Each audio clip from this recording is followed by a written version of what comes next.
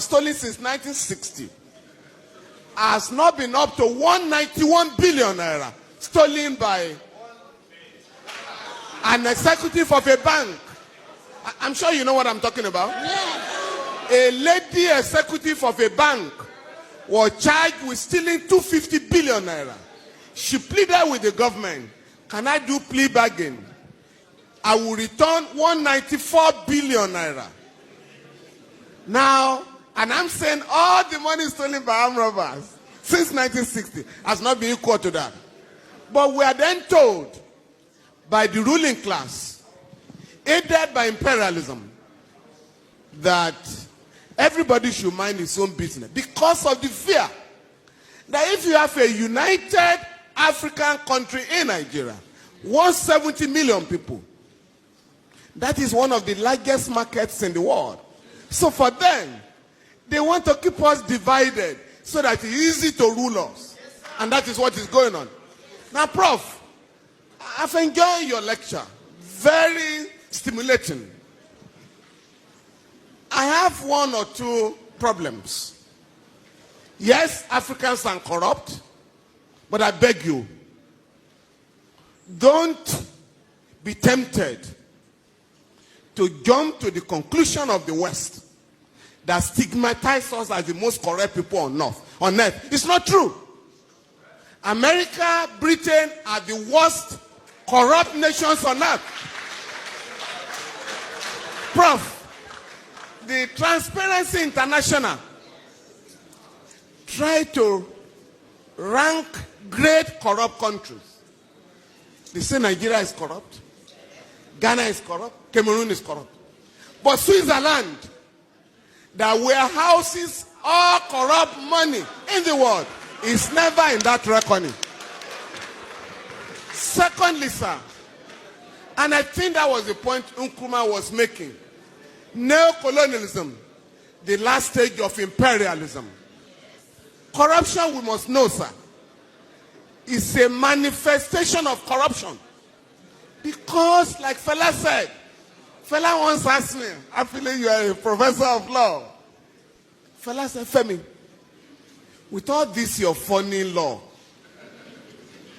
now, where did you get the idea of fraud from?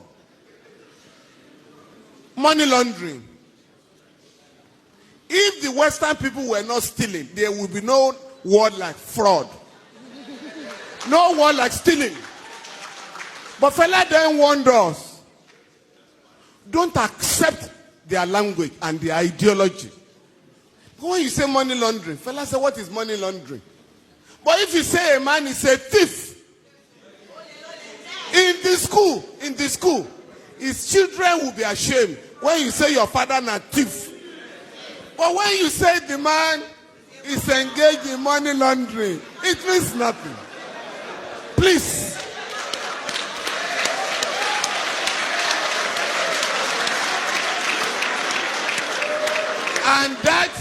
And that was when Fela was reminding us that they get the ruling class. Fela said members of the ruling class have ways of deceiving us. Embezzlement, defraudment. Make I remember another word, just to deceive people. But if we are going to organize Africa, sir, we need to draw a line of dichotomy between the countries that are getting it right and those that are exposing Africa to shame. You mentioned Rwanda. Rwanda, not just the cleanest city, has the largest number of women legislators in the world, ahead of the West. But here, you are told here, women are supposed to remain in the kitchen, not to go to politics. And you know how they keep women away from politics? All the meetings of political parties are held in the dead of the night. Why? I'm talking of great ideas by lecturers, and you could pick and choose. And I chose ideas that could transform our continent.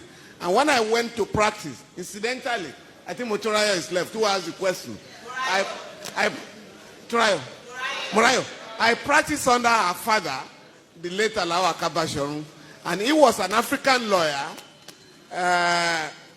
was very close to Nkrumah, Fela and all that.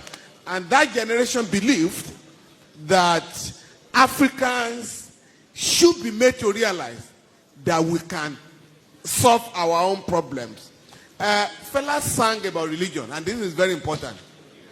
Because I was just reading Pastor Adeboye, who has just said that he wants to establish more churches so that everybody can have a church within a walking distance. Now, Fela sang about religion and the danger of religiosity as opposed to spirituality. Now, Akadina Okoye has just given a beautiful reply this morning that what Adebayo is talking about are business centers, not religious institutions. Please, and this is very important, they want to know how our young people can have these progressive ideas. Ayo, I would like to suggest to Yeni and other organizers of celebration, next year, please, have a session for musicians in Nigeria. Not just the show. Have an intellectual engagement with them so that you can get them to realize what it means. My own son, my son is a musician. And I asked him one day, where are you getting these your ideas from? He said that you've forgotten that in your car, in our home in those days, you always play Fela.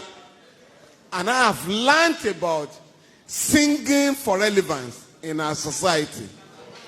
The last one is about the elite. All of us here, including Prof.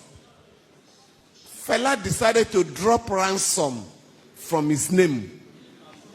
You know Fela was Ransom Kuti. He dropped it and chose Anikulapo Kuti. And that influenced many of us to also change our foreign name. Prof, by the way, I was also a Patrick, like you. Now, but I've thrown away that. But on our children, all of us can decide today. Because Prof made the point. We are all proud. When a friend visits you, and you say, greet your uncle. You speak the same language. That does not happen anywhere in the world. The late Ganifa Emi called my house one day. My last girl picked up the phone and said, who is speaking, please? And Gani said, please give the phone to your father. Is that not Femi Falana's house? The girl said, yes. Why are you speaking English to me?